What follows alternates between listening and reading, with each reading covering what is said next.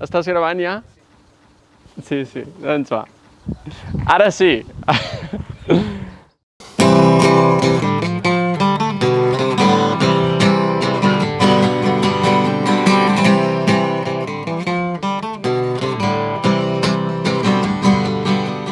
Jo crec que la música arriba a mi. No, la música és algo, és quelcom salvador que m'ha acompanyat sempre. Primer la gaudeixes com a oient i després passes a cantar-la amb els amics i a la dutxa, no, diuen? Jo a la dutxa no canto.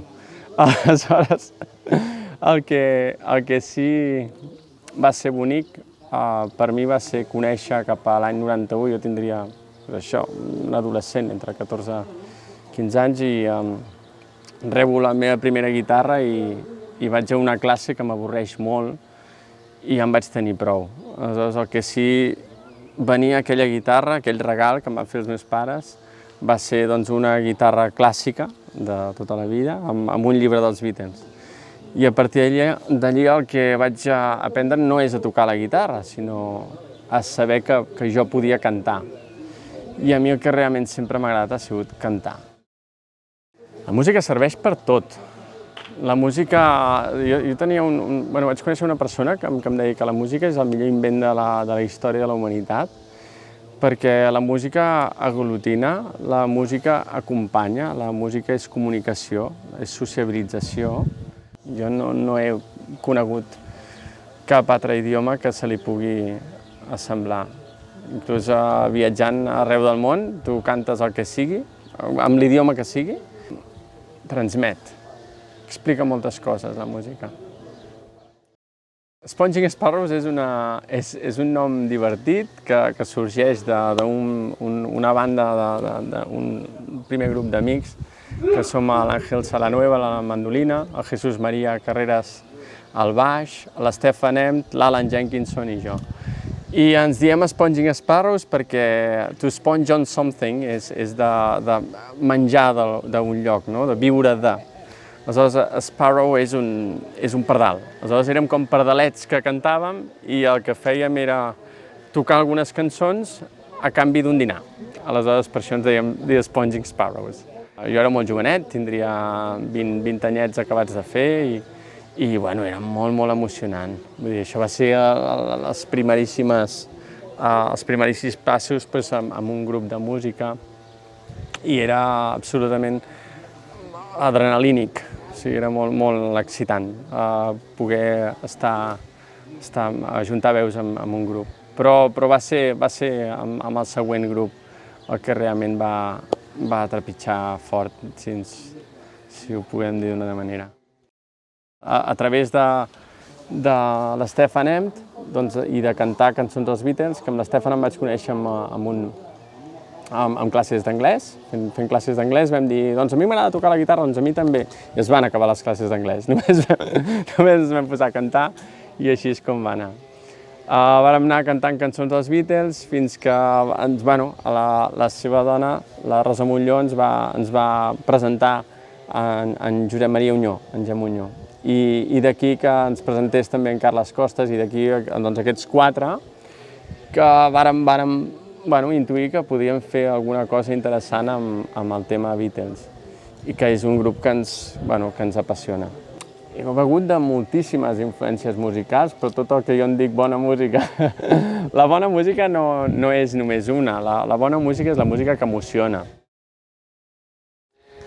Jo soc farmacèutic, però no soc un farmacèutic de bata blanca, sinó que soc llicenciat en farmàcia i a mi el que m'agraden són les persones, m'agrada liderar projectes, m'agrada estar al capdavant d'un grup de persones, sigui gran o petit, per dur a terme objectius que realment siguin interessants, que puguin aportar a la societat, que puguin generar valor, però no només i quan parlo de valor no és un valor econòmic, sinó un valor personal, de desenvolupament.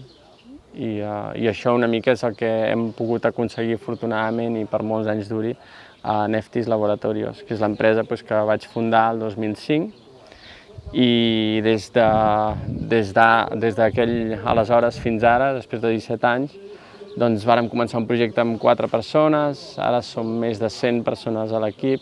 Era una petita nau industrial, ara hi ha 6.000 metres quadrats i és un projecte doncs, que hi hem implicat molt i hem treballat molt, però sempre des de la humilitat i des de la serenitat, molt sabent que havíem de fer una feina ben feta i que els resultats ja vindrien. I ha funcionat, i per molts anys. Trio to Pepperland és un àlbum que vam fer amb Glass Onion, és a dir, en Tomàs Robisco ens va veure en directe en diverses ocasions tocant, i en Tomàs, que és una persona extraordinàriament intel·ligent, va dir: jo us vull gravar. I jo no li veia cap sentit a gravar el que estàvem fent, perquè tampoc, bueno, pensàvem que estava ben fet, però que tant com per entrar a un estudi no ho vèiem. I nosaltres el que vam voler enregistrar, perquè hi havia una mena de discussió de dir no, hem de fer 10 temes molt ben fets i prou. I jo deia, no, nosaltres tenim 50 temes per fer, per tant, nosaltres entrem a l'estudi, apreta el rec a la gravadora i ja sortirà. Doncs, efectivament, ho vam fer així, varen sortir en un temps rècord, van sortir 22 temes gravats en directe, que això, després d'haver gravat íntegrament Caminar, que són 12 temes, realment me n'adono de la bestiesa que vàrem fer. Ens posàvem a tocar tots alhora, en Tomàs apretava el recording i allà estava amb pistes per separat i sense claqueta. O sigui, el que digués el Charlie, allò era el que fèiem. Caminar s'ha fet esperar 45 anys, si ho poguéssim dir d'una manera. Perquè Caminar no és un conjunt de cançons que han sorgit ara del no-res, sinó que és un conjunt de sensacions, d'emocions, de reflexions, d'assentar idees a base d'experiències viscudes, experiències bones, enriquidores, experiències meravelloses i altres experiències al revés, que són molt dures. Entre el 2019 i el 2021 vaig perdre, o familiarment vàrem perdre, dos amistats importants i això et situa, diguem, en una posició que et fa separar molt el gra de la palla, o sigui, el que és important, el que és prescindible, i et deixa ben clar que aquí estem de pas i que mentre estem de pas és important saber a què dediques el teu temps, reflexionar sobre per què et dedicaràs a una cosa i no a una altra, saber amb qui compartiràs el teu temps. Es diu Caminar perquè després d'haver celebrat la vida d'en Carles Costes en aquell octubre del 19, va sorgir aquesta cançó que comença dient deixa passar, deixa que els àngels pintin de colors el teu blanc i negre, que avui no et pots treure del cor. O sigui, és una persona que viu la vida en blanc i negre i necessita que els àngels, els àngels són amics que estan aquí, que sempre estan al costat, que et pinten la vida de colors i potser no ho aprecies del tot. A partir d'aquí, el dolor que hi havia després d'aquella pèrdua em feia pensar en què hi ha vegades a la vida que diries i per què seguir lluitant, el per què de seguir caminant. Caminar parla d'això. Aleshores, Caminar és una de les cançons, de les 12 cançons, i la resta tindrien aquest fil conductor que parla de perseverar, parla de la constància, parla de les relacions amb les persones, parla de tindràs la meva mà, parla d'ajudar. Ajudar és gratis, d'acord? O sigui, no està reservat per la gent que té diners o té recursos, no té res a veure. Ajudar és estar al costat d'una persona i dedicar-li temps quan ho necessita. Poder ajudar un amic quan està passant un mal moment, això ho pot fer tothom i no val cèntims. És un tema, regalar el teu temps a una persona, estar amb els teus fills, regalar temps. Això és caminar.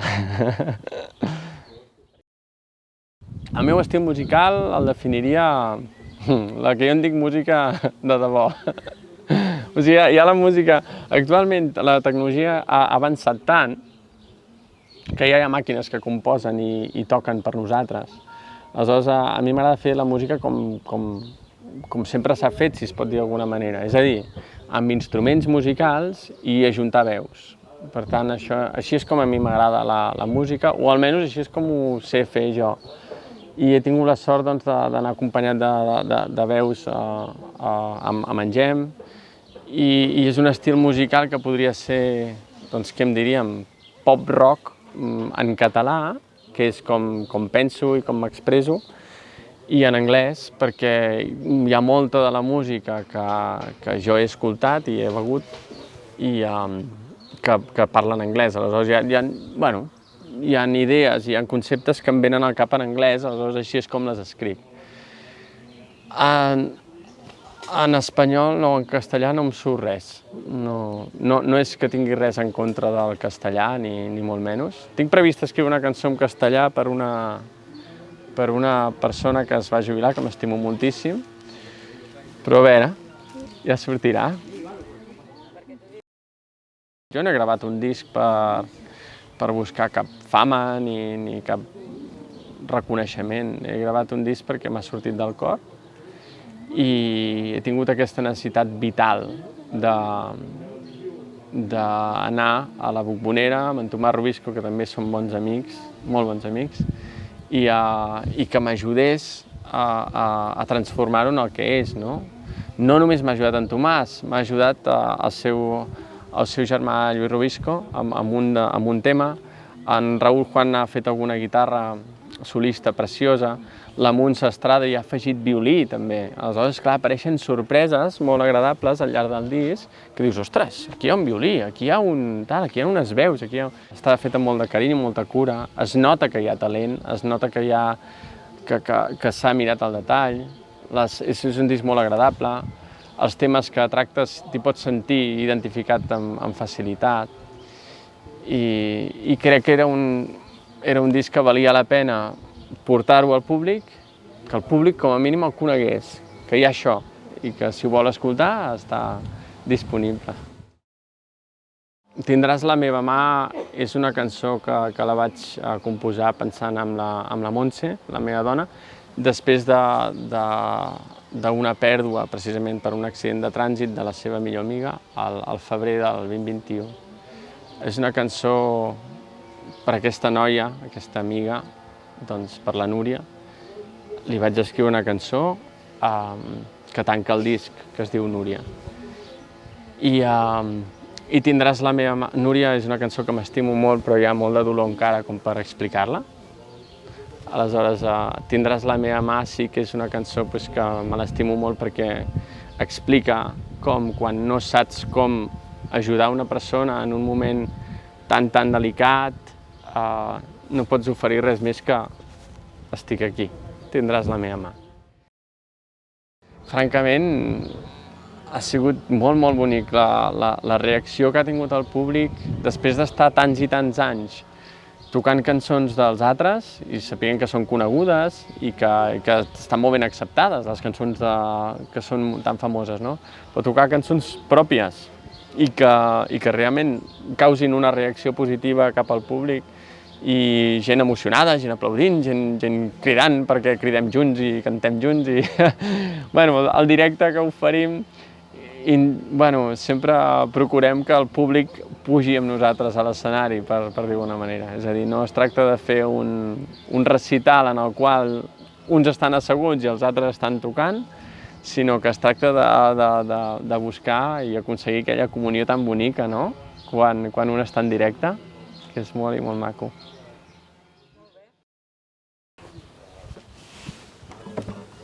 Som-hi!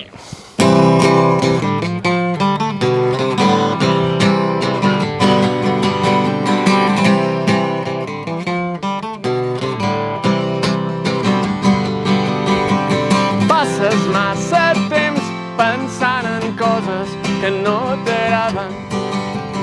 Tot el dia vas corrent avall sense sentit, però avui el dia és net i et dona totes les raons que un dia, tot allò que ve després de nit.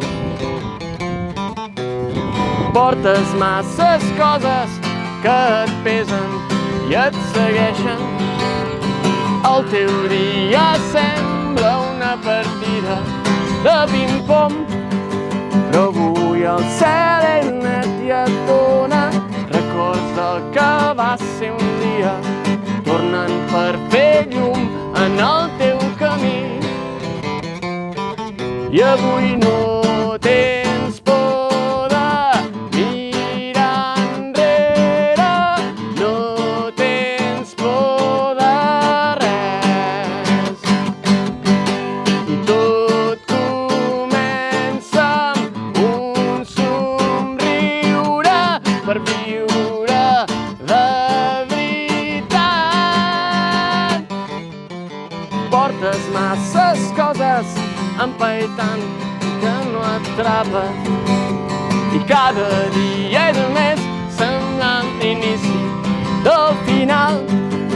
Però avui el dia és net i et dona totes les raons que un dia, tot allò que ve després de la nit, després de la nit, després de la nit, després de la nit. On?